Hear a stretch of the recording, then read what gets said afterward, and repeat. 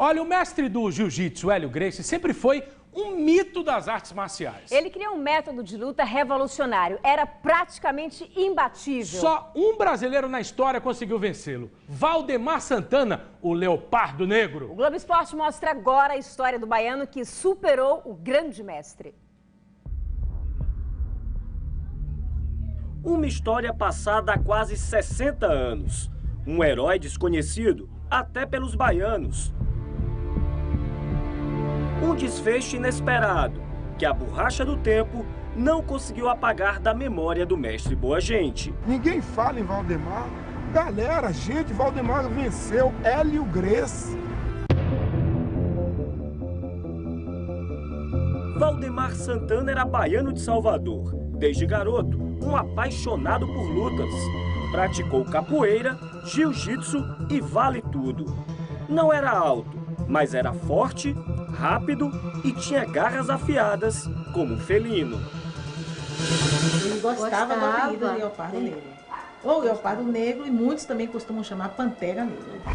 Jovem e talentoso, o Leopardo Negro queria melhorar sua técnica, evoluir. Saiu de Salvador e foi ao encontro do melhor entre os melhores. Procurou uma academia para ter um treinamento mais adequado, como ele desejava, e parou lá no Gracie, né?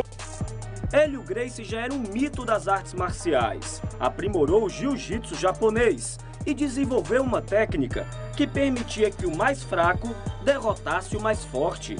Franzino desafiava lutadores maiores e mais pesados para provar que o jiu-jitsu brasileiro era mais eficaz que as demais lutas. Eu era muito fraco. E o jiu-jitsu que existia na época era o chamado judô. Eu não tinha condições de ser judoca, porque eu não tinha condições atléticas, né? Os desafios eram sem luva, sem limite de tempo e peso e sem regras. Só não valia puxão de cabelo, mordida e dedo no olho. Terminava quando um dos lutadores desistia ou desmaiava. O público comparecia em peso e logo Vale Tudo virou uma febre nacional. A plateia vibrava, a plateia tinha seus favoritos. Nesse ponto, ninguém superava Hélio Gracie. Famoso, já tinha nome, né? Valdemar é que não tinha, né?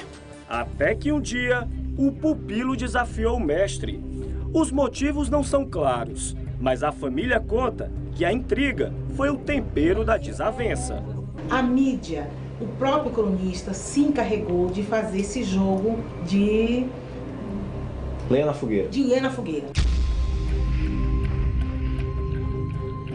A expectativa era tanta que se a luta fosse realizada hoje, teria uma grande cobertura da mídia.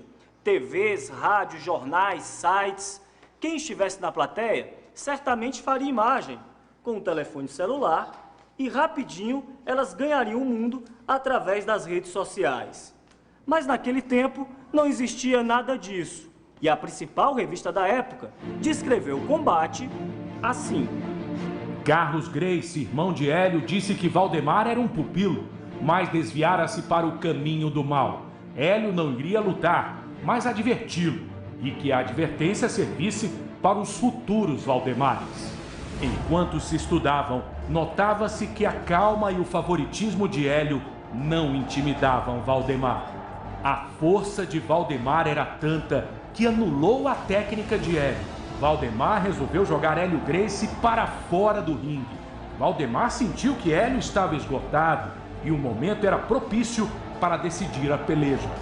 Valdemar conseguiu trazer Hélio suspenso até o meio do ringue e, desistindo de jogá-lo para fora, o arremessou para o ar. A queda de Hélio foi tremenda, ficou atordoado e assim não pôde livrar-se de um tremendo pontapé que Valdemar vibrou-lhe na cara. Assim acabou Hélio Gracie após 3 horas e meia de luta selvagem. Seu rosto estava barbaramente maltratado. Será isso esporte? O campeão Hélio, que lutara com a bravura de um leão, já numa idade ingrata, saía desfalecido enquanto Valdemar recebia a aclamação popular. A derrota foi contundente, viu? E quem perde, principalmente na situação em que Hélio Gracie perdeu, deixando o ringue desfigurado. O nego ficou com vontade, a família toda, de almoçar naquele instante mesmo o nosso Valdemar Santana.